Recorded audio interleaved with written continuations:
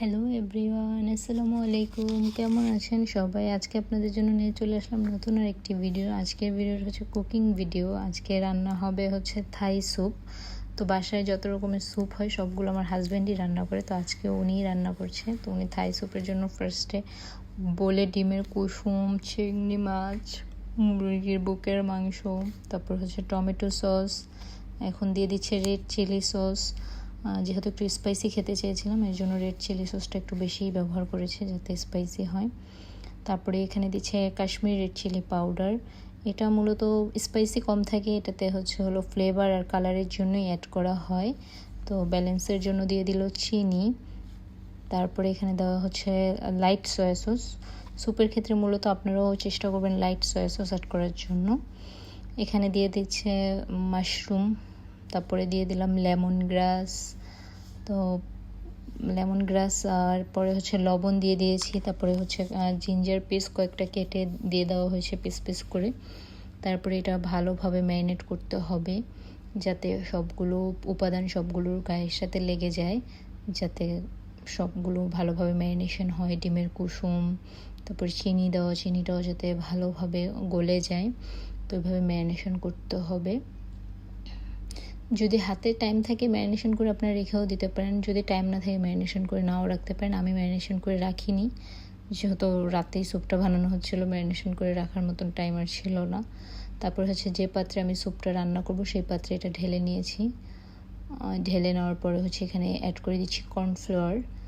আমি 2 টেবিল চামচ cornflour 1 table চামচ পানি দিয়ে তারপর এটা অ্যাড করে এটাই দিয়ে দিলাম এখানে। এই যে দিয়ে ভালোভাবে এটা মিশিয়ে নিচ্ছি। তারপরে আমি পানি দিয়ে দিচ্ছি। আপনারাও আপনাদের পরিমাণ মতো পানি দিয়ে দিবেন, যার যতটুকু প্রয়োজন ওই অনুযায়ী পানি দিয়ে দিবেন। আমি আমার পরিমাণ মতো পানি দিয়ে দিয়েছি। এখন পানি দিয়ে আমি মিশিয়ে তারপর চুলাটা জ্বালিয়ে দিয়েছি। আর চুলা অন করার পর এটা অনবরত নাড়তে হবে, নাড়ানো থামানো যাবে না। না হলে না নাড়লে আবার দেখা যাবে তলায় লেগে যাবে আর এই দলা পাকিয়ে যাবে, যেহেতু কর্নফ্লাওয়ার অ্যাড করে দিয়েছি। তো এই জন্য অনবরত নাড়তে হবে। আর আপনারা লেবুর রস অ্যাড করে দিবেন। আমি লেবুর রস অফ ক্যামেরা অ্যাড করে দিয়েছি, আমি সেই ক্লিপটা নিতে ভুলে গিয়েছি। আপনারাও লেবুর রস অবশ্যই অ্যাড করে দিবেন, তাহলে ফ্লেভারটা আরও ভালো লাগে। আমি যেহেতু ভুলে গিয়েছিলাম দেখাতে সেটা। তো এই তো আমার স্যুপটা আস্তে আস্তে ঘন হয়ে আসতেছে। তো এটা যতক্ষণ বসিয়েছি চুলায় অনবরত নাড়তে হবে, নাড়ানো থামানো যাবে না। নাড়ানো থামানো গেলে নিচে লেগে যাবে। আর এই যে এটা ভালোই ঘনত্বে চলে আসছে। এখন আপনারা আপনাদের পছন্দ মতো ঘন রেখে নেবেন, কে কীরকম ঘন খান বা কনসিস্টেন্সিটা কতটুকু থিকনেস রাখবেন। তো এই তো আমি এখানে নামানোর আগে গোলমরিচ অ্যাড করে দিলাম। গোলমরিচ অ্যাড করে সাথে সাথেই নাড়া দিতে হবে, না হলে গোলমরিচটা দেখা যাবে দলা পাকিয়ে যাবে।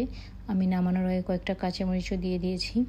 কাঁচামরিচ ফার্স্টেও দেওয়া যায়, বাট শেষে দিলে একটু দেখা যায় ফ্লেভারটা ভালো থাকে, আর না হয় প্রথমে দিয়ে দিলে রান্না করতে করতে ফ্লেভারটা একটু অন্যরকম হয়ে যায়। এই জন্য তো এই তো আমার স্যুপ রেডি। এখন আমি নিয়ে নিচ্ছি বাটিতে আমার জন্য। এই তো আমি এরকম ঘনত্বে রেখেছি, আপনারা আপনাদের পছন্দ মতো ঘনত্বে রাখবেন। তো এই তো আমার স্যুপের ফাইনাল লুক কেমন হয়েছে অবশ্যই কমেন্ট করে জানাবেন। তো আজকের ভিডিও পর্যন্তই। সবাই ভালো থাকবেন, সুস্থ থাকবেন। আল্লাহ হাফেজ।